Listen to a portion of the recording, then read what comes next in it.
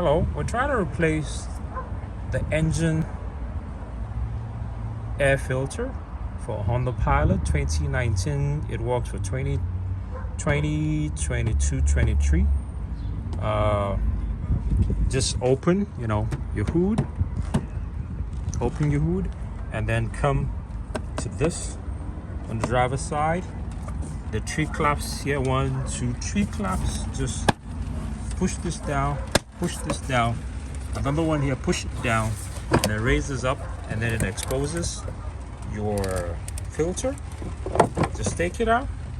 It looks very dirty. And then look, the right side. This is what I'm using. Car crash to see the code number.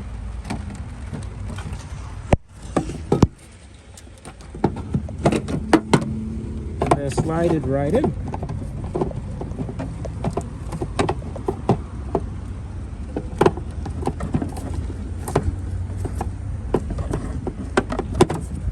Alright, it fits in snugly.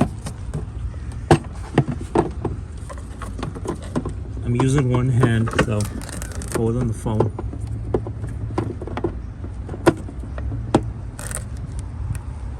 Yep. Then you put the claps back.